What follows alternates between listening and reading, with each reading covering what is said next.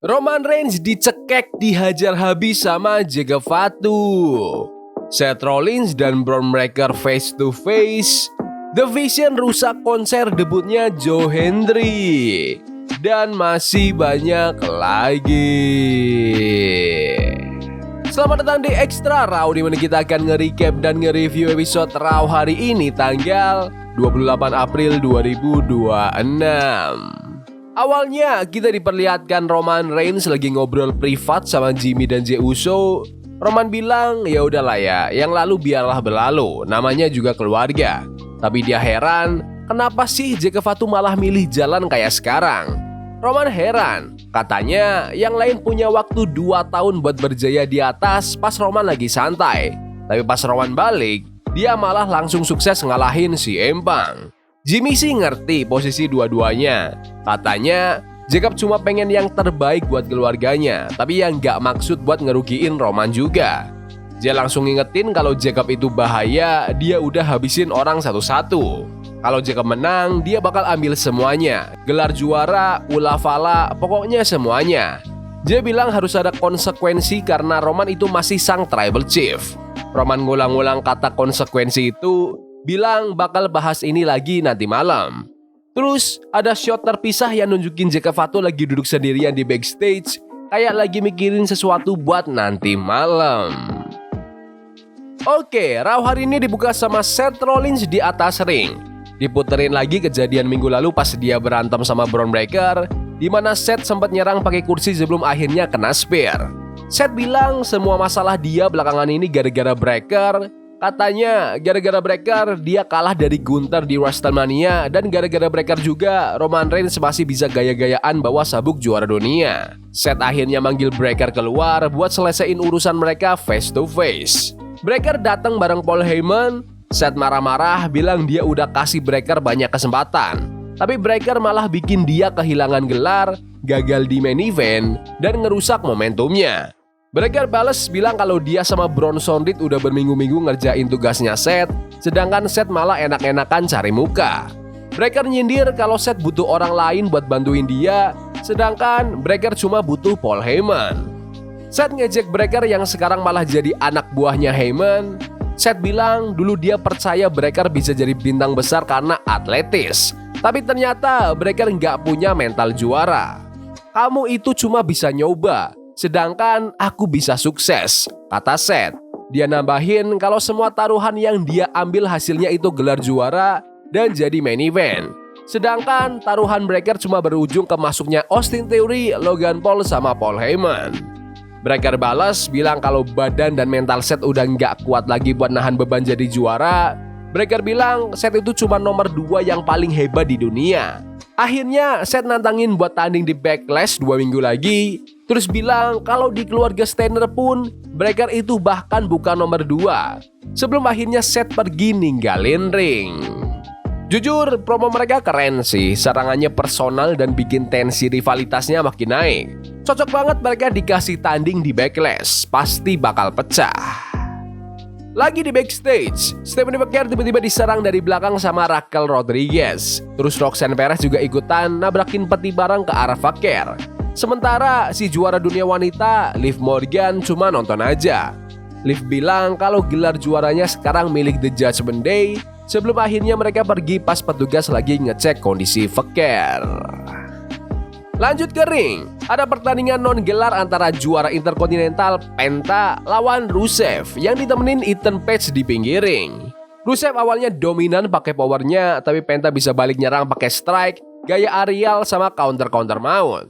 Pas di akhir match, Rusev udah siap mau habisin Penta habis ngeluarin Matchka kick dan mau coba accolade, tapi Penta pintar. Dia bisa kabur, nebak tendangan Rusev berikutnya dan langsung roll up untuk memenangkan pertandingan. Habis tanding, Rusev yang emosi langsung nyerang Penta. Ethan Page ikutan masuk ring buat ngeroyok. Untungnya, Javon Evans lari buat nyelamatin. Dia ngusir Rusev keluar ring dan nyerang Ethan. Javon juga sempat kasih OG Cutter ke Rusev sebelum akhirnya dia sama Penta berdiri tegak bareng di ring. Pertandingan yang oke dan kompetitif. Rusev sebenarnya kelihatan badass pas tanding, tapi sayang sering banget gagal menang di match gede. Cara menangnya juga kreatif. Itu cara buat nunjukin kalau ada 3 orang yang ngincar sabuk Penta walaupun Rusev baru aja kalah. Bagus sih cara bookingnya. Los Americanos muncul di backstage. El Grande Americano bilang dia bakal lawan original El Grande Americano di pertandingan topeng melawan topeng di akhir bulan depan. Dia bilang ini match paling penting sepanjang sejarah lucha libre. Dia bakal berjuang demi hidupnya, namanya dan warnanya. Dia juga bilang pengen lawan Rey Mysterio malam ini buat pemanasan. Pindah ke ring. Juara Women's Intercontinental Becky Lynch datang buat ngerayain kemenangannya lawan AJ Lee di WrestleMania. Becky pamerin semua prestasinya termasuk jadi juara berkali-kali. Dia bilang dia juara sejati dan buka tantangan buat siapa aja yang ngerasa pantas buat lawan dia. Io Sky datang jawab tantangan itu, tapi Becky langsung nolak. Katanya dia mau lawan yang terbaik dari yang terbaik dan nganggap Io itu di bawah levelnya. Pas fans dukung Io, Becky malah mau ngalihin tantangan ke Rhea Ripley. Io kesel terus langsung nonjok muka Becky. GM Adam Pearce akhirnya keluar dan nyuruh matchnya jalan sekarang juga. Becky sempat nyerang Io dari belakang sebelum bel bunyi. Masuk ke pertandingannya, Io dapat momentum berkali-kali pakai suplex dan serangan dari tali ring. Io bisa tahan dari manhandle slam, tapi pas di akhir Io naik ke tali ring lagi. Tiba-tiba Asuka narik dia pas wasit lagi nggak lihat. Becky langsung sikat pakai manhandle slam lagi untuk memenangkan pertandingan. Habis match, Asuka masuk ring nyerang Io dan ngunci pakai Asuka Lock sampai dipisahin sama petugas. Ini pertandingan yang bagus antara dua pegulat wanita terbaik. Aku nikmatin banget counter-counter pintar mereka. Pengen lihat rematch-nya sih. Ini juga ngelanjutin cerita Asuka yang cemburu sama Io dan itu bikin Io kalah. Joe Hendry muncul di ring dan kasih pengumuman lewat penampilan lagu. Di lagunya, dia bilang dia resmi tanda tangan kontrak sama Raw. Dia bahkan puji Roman Reigns tapi minta satu hal ke Adam Pearce. Tolong pecat Logan Paul. Penonton pun ikut nyanyi bareng lirik pecat Logan Paul. Logan Paul sama Austin Theory datang buat ngeganggu.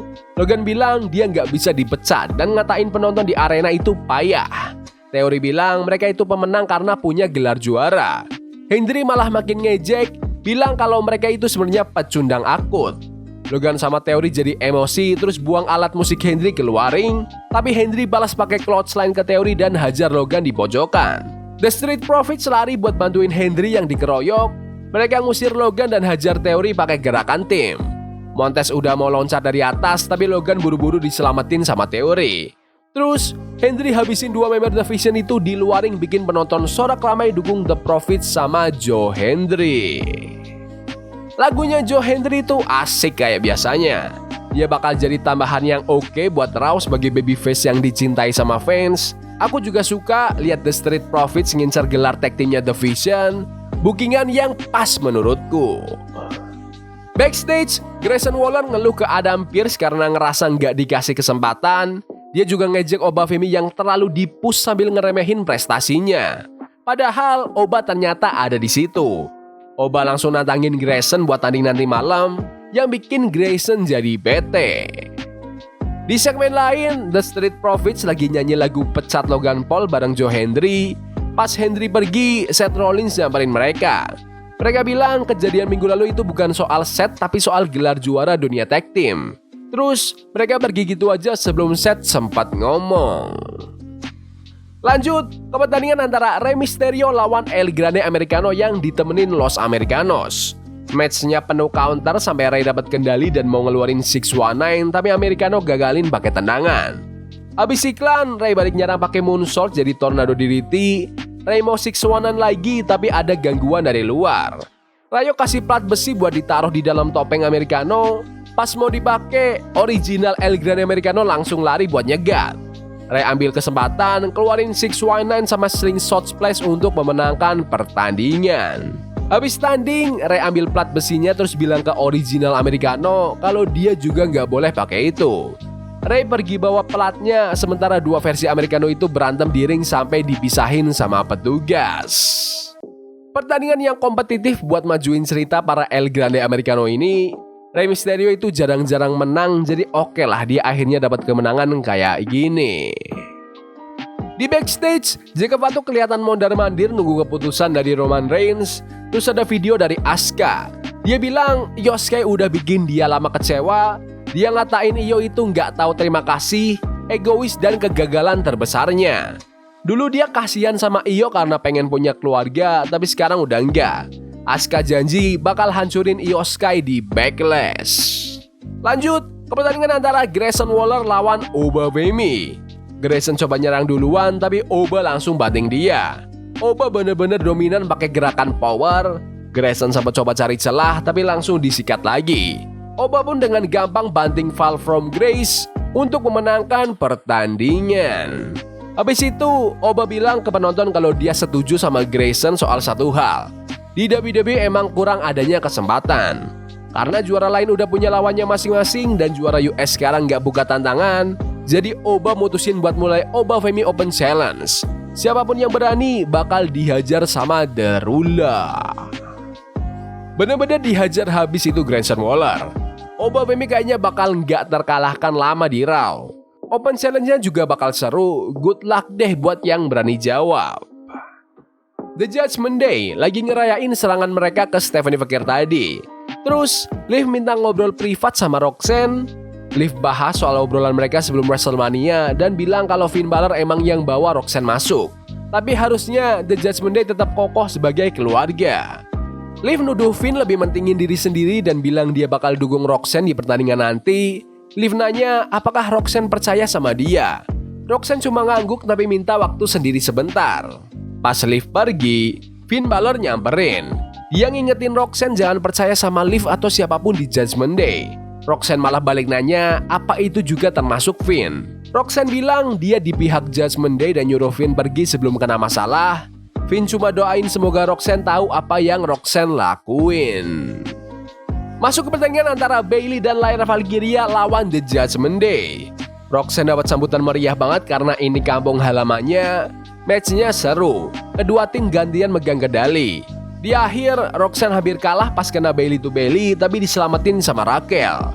Pas Bayley keganggu sama Liv di pinggir ring, Roxanne langsung sikat pakai Shining Wizard dan Pop Rocks untuk memenangkan pertandingan.